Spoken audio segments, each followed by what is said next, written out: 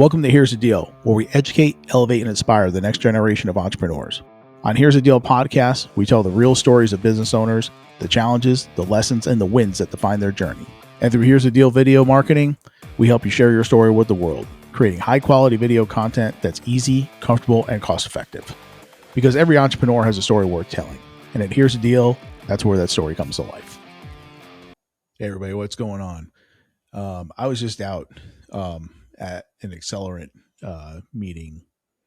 It's a local networking meeting here in the Arizona area. And we're out at Phoenix International Raceway, which is really cool. I don't know how many people are out there familiar with racing, but Arie Luyendyk was the guest speaker. He's a two-time Indy 500 champion. I grew up around watching racing and stuff like that, so I was very familiar with him. Like, oh wow, this is going to be awesome.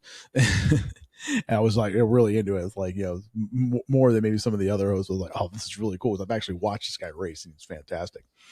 And something he said in his message, the thing that I caught the most, which I thought like really would apply to you guys out there and to me as well, is that you got to push the car to the limit, but you got to know what the car can do, but you also got to know what the car can't do. When he said that, I was like, wow, okay, that hits, that makes sense, right? Because in business is the same way. You definitely want to know what your company can do, and you want to have stretch goals, and that's good. You want to stretch yourself, but at the same time, you got to make sure you got to know what your company can actually perform as well. Because every business wants to go fast. It's kind of almost like a badge of honor. It's like, oh, we're scaling, we're growing, we're gonna 10x this thing and all this other kind of stuff. But if you're going fast without knowledge of what your business is capable of, it's just reckless. If you get in a car and you just floor it, and you don't even know the car, you don't know the tires, you don't know the suspension, you don't know how the brakes work, and you just start flooring it, you're gonna crash it. Okay, and the same thing can really happen in business. Businesses don't really fail because of lack of ambition. Everybody's got the drive, got the heart. They fail because they don't, they outrun their capacity. There's another analogy, like, get out over your skis kind of thing. You know what I mean? So you got to have actually knowledge of what your business is capable of doing. I mean, again, you got to be able to push yourself a little bit, but at the same time, if you fall short, and you don't meet those goals, and you don't meet that capacity, it's going to crash. And that's the thing we're trying to avoid. Business is hard enough as it is. It's hard enough when you actually are operating within your own means, but at the same time, there's still opportunities to crash, no doubt. You got to know, what you don't know sometimes, you know what I mean? Most of the owners, they're super entrenched in the business. And of course, if ambition was the driver of it, then, a lot of business would like totally thrive because, everybody's super motivated, and that's great. But there's, a few blind spots that you really, you got to talk about. We're talking, a lot of times, the show, we talk about cash flow, right? That's your capacity. That's what the engine can handle. You know what I mean? If we're keeping with the race theme kind of thing, your team and your staffing. Okay. Who's the guy speaking in your headset? I mean, who is that, that's in your pits, things like that, telling you, hey, we're reaching maximum capacity here. And don't take on any more jobs because we're barely getting this done, or they could be telling the other way, hey, push it. We got way more capacity. Keep going, and then also, you got to have your operational infrastructure in place.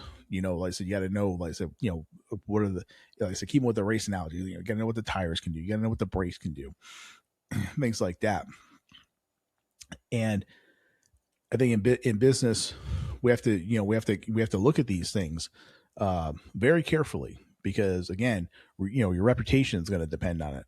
And if you can't fulfill an order, then that's going to set you up in a bad way, and it's hard to recover from that. Arie just didn't get in the car, was guessing what he could do. He had, him and his team, they knew every spec of that car. They knew the stress points. They, again, they knew they had more, more in the car, had more capacity, they're like, hey, tell him go. Or if he would even, I'm sure he probably told, his crew, hey, this car's got more in it, I'm pushing. Because he had the feel for it. He's in there, and he had to feel, and that about your business too.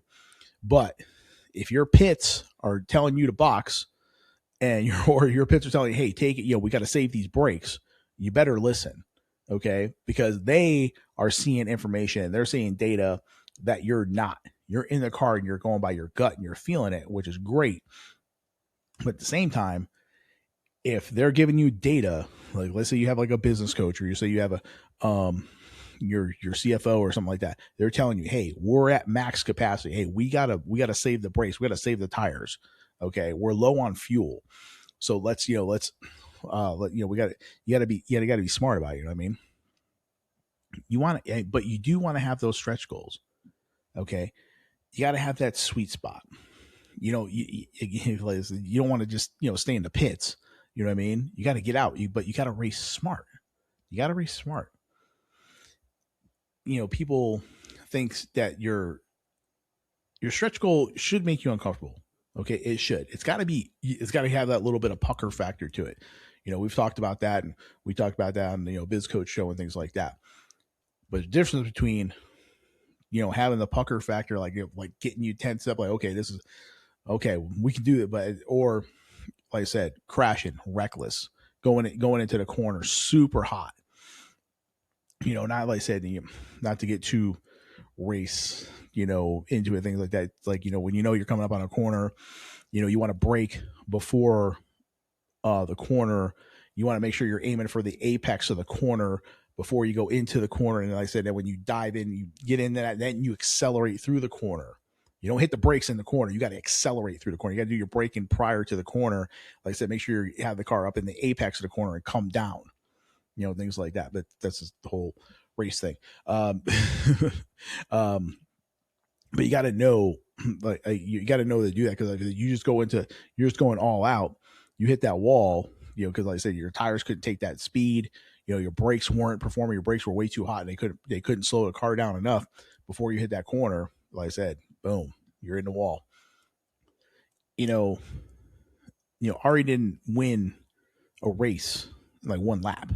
He had to manage the car. He had to preserve the brakes. He had to preserve the tires, but he also knew when to push it. He, like I said, he knew, again, because he's actually in the car.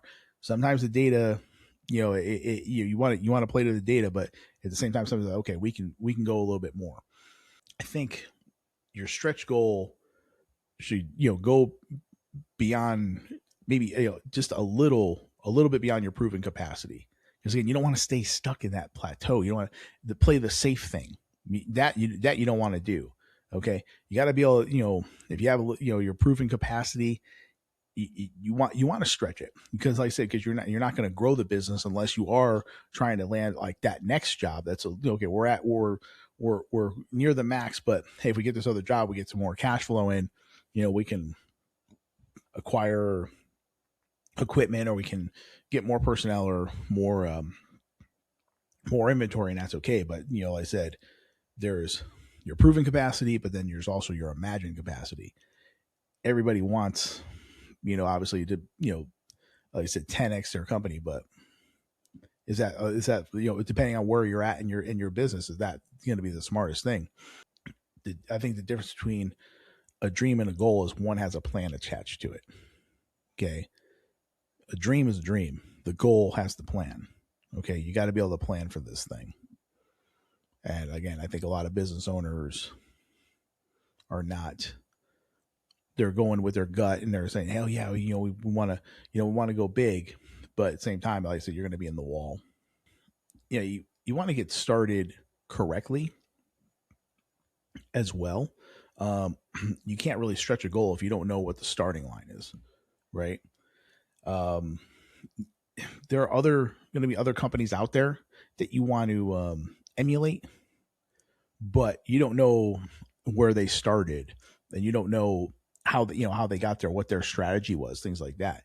Your business is different than their business, you know, and what your version of running really really well and what their version is could be completely different. I mean, everybody wants to be, you know, Elon Musk. Everybody, Dutch Bros or whatever. I mean, people. Oh yeah, everybody wants to be those guys, but it started out with all these different stores and chains and all this stuff. They started out with like one location and slowly built it up and built the groundswell and built the fan base and things like that to where okay, hey, we're going to do 2, 3, 4, and now look at them. Your company can do that too, but again, there's a difference between a dream and a goal. Okay, a goal has a plan to it, so we got to do it the right way. Build a baseline. Okay, you want, like I said, you want to kind of say, okay, hey, here was our goal. Here's what we try to accomplish. Did we exceed the goal? If you know you blew your goal out of the water, then you set that goal way too low. You know what I mean? So, but then again, if you fall super short, you may not be able to recover that. So you got to kind of start. You got to get some data. You got to prove like, okay, hey, I can handle, so many jobs. Things like that. I have the cash flow. I have the cash for it. We can buy the materials, or we can buy what we need, get the labor going, get that job going. And do we have enough to maybe start the second job? We're going to wait for that job to pay out completely before we start job number 2. If you have enough cash on hand where you maybe start job number 2 while you're still waiting for a full payout on job number 1, you can maybe push that. But if you don't start committing to job number 2 if you don't have the cash to put out, for those materials. Okay. But, because again, if something gets delayed in your accounts receivable and it puts you back, then you're stuck on 2 jobs and not 1. So, and I've, with 30 years in business banking, I've seen a lot of companies that looked really strong on the surface, but they weren't built for that speed, that they wanted to run at, I said, and I had to make sure I told them, hey, let's pump the brakes a little bit. Let's start, let's build this thing, the right way. And that's a tough conversation to have with people, nobody wants to hear that. Nobody wants to, again, they're too close to it. They're running off their gut. And, you got to have the stones, no question. Be an entrepreneur, or, run a company and grow a company. You got to have a backbone. All right. There's no 2 ways about it. You're going to take risks. But at the same time, you don't want to, like I said, really, really come into the corner super hot, or else you're definitely hitting a wall. It was my job to get the no to the yes with the underwriters, but at the same time, I had to say, okay, are you really capable of pulling this off with the way things stand right now? And like I said, those are hard conversations to have, but I had them. And, I was honest with people, and sometimes, hey, even sometimes I was wrong. Hey, you know what? Yeah, they blew it out of the water. Fantastic. Love it. Let's get you some more money. But, yeah, like I said, don't be afraid to, hear the honest answer, because, what the car can do, what the limits are of the car or the business, like I said, that's the hard conversation. You can't, pretend like, the cash flow is there when it's really not, and if, you can't say yes to every job. If you're at capacity, right? You just cannot say yes to every job. So, if you, and like I said, again, everybody's gonna be like, oh, well, if I don't take this job, then they're going to call the next person and, they're going to get that job.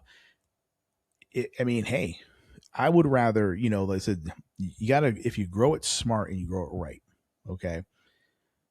You're not only are you providing, the service for your client, but it's the quality of the service too. If you're too worried about like, oh, I got to get this job done to get to the next one, to get the money to put in. And it's like, if you're doing that, your quality is going to suffer. We talked about quality in the last episode.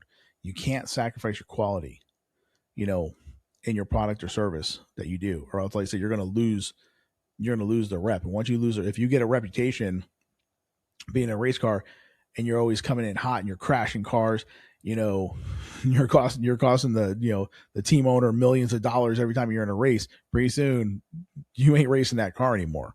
That's just all there is to it. You got to learn what the capacities are. You got to know how to push it, but you got to know what the capacities are. A lot of companies I've seen, they hire ahead of the revenue coming in because they expect to be able to land these jobs. Again, that's a delicate, that's a very, hard thing to manage. Okay, because you got to really be pushing it to get that money in the door. Because if you just expected to hire, pay all these people, and the jobs aren't there yet, then like I said, you're going to be really, really overcommitted. And if you're also knowing what your car can do, knowing what your business is capable of. If you are, you have a business development person, they're out there way over promising. Oh yeah, we can have this job done in a week. Da da da da. And but your team can't handle that. Okay, then like I said, it's going to make you look really bad, and you're going to get that reputation. If you get that reputation of not being able to follow through, or the quality of the product like really went down, things like that, you don't recover from that. So Arie and his team, they knew where to push it and where not to.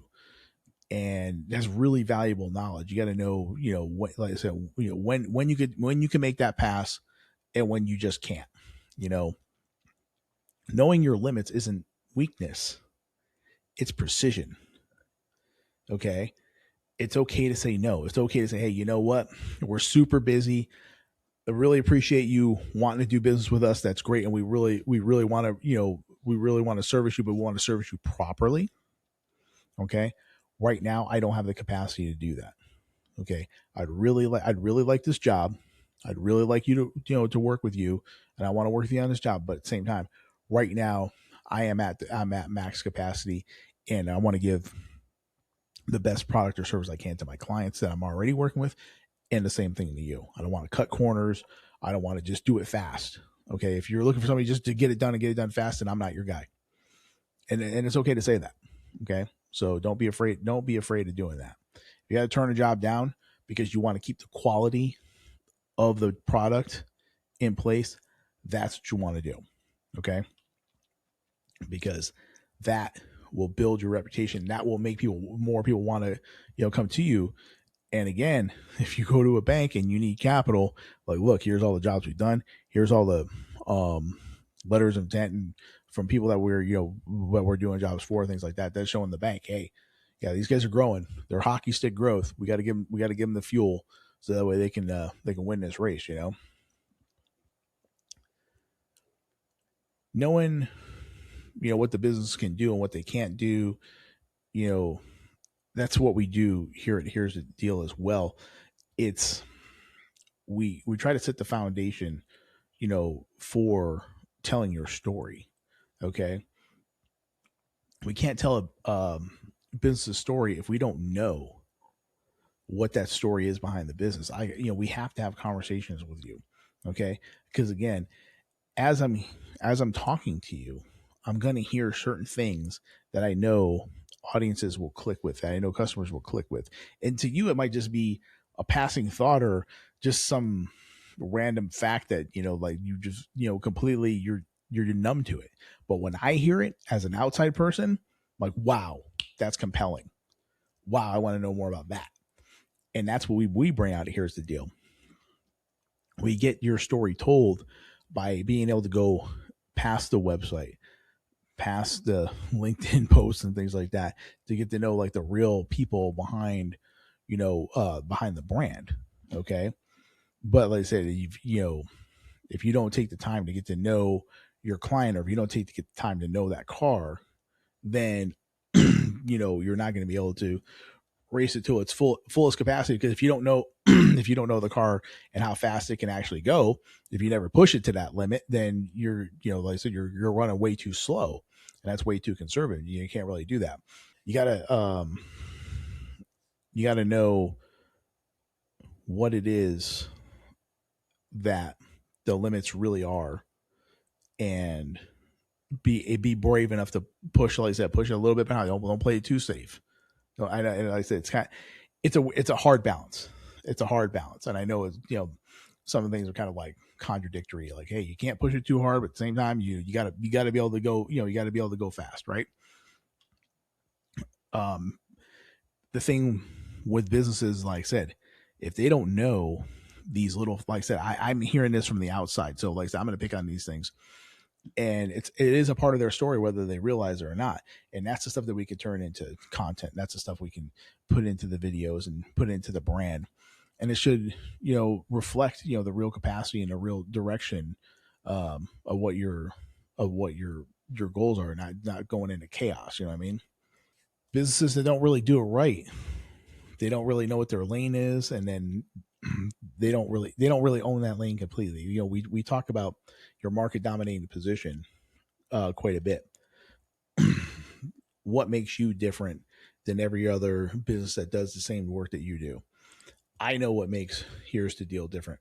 It's me.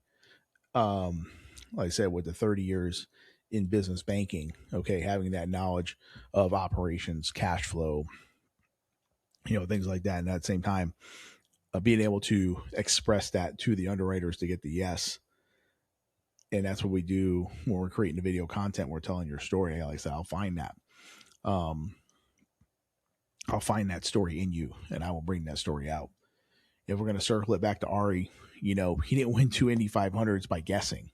He won by knowing what that car could do, by knowing how fast it can go and how fast it could. But he knew how fast it could go, and when he had a chance to push it, he pushed it. And he did it better than most. He won the Indy 500 twice. So here's my challenge to you guys. Okay, I want you, at maybe a high level, like 3 things that your company can do, and 3 things that your company you just can't do yet. Build your stretch goal from that really honest list.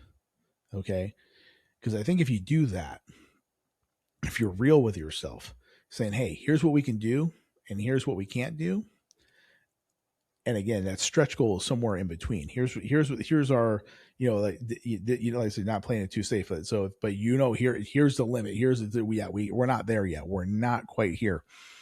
Can I go record aerial stuff in other states other than Arizona? Right now I cannot. Okay. Straight up, can't do it. Will I eventually be able to do it? Yes. Will I travel to do it? Maybe. Will I more than likely find local people that can provide that footage for me? It's probably the way I'm going to go. Am I doing that right at this moment? No. But if you're in the local Arizona area, yes, we can provide aerial coverage. We can do all kinds of cool aerial stuff with the drones and do video content. That I can definitely do. Okay. But can I do it in Texas, Colorado and stuff? No, I cannot. Not yet. It's coming, but not just yet. So I want to give a shout out to Accelerant. It was fantastic. The room was great. Energy was great. You got to remember, like I said, it's the relationships that grow your business. It kind of goes hand in hand. Okay. So if you have any questions about that and you want to, get a hold of us and maybe have that conversation where your business is and what it can do. Yes, just click the contact info below, contact us and let's set up a meeting. And then like I said, if it's not something that we do here, Here's the Deal as far as telling your story or your content, things like that, don't be afraid to let me make a few phone calls for you and use a network that I built over 30 years with business professionals across every discipline in business. God bless. I'm out. Here in closing up the show, and Here's the Deal, just want to give all honor, glory, and praise to my Lord Jesus Christ, who, saved my soul and gives me the ability to do this show. Without him, I couldn't do anything. I also want to give thanks to my family. My wife, my kids support me doing this and, backing me up. I couldn't do any of this without them also. Got to thank the sponsors, of course, everybody that, supports the show. And, of course, the fans, the people that subscribe to the show. I wouldn't do any of this without you because it wouldn't be a show. So just want to say thank you all very much. Continue to, educate and elevate. Get out there, pursue your passions, pursue your dreams.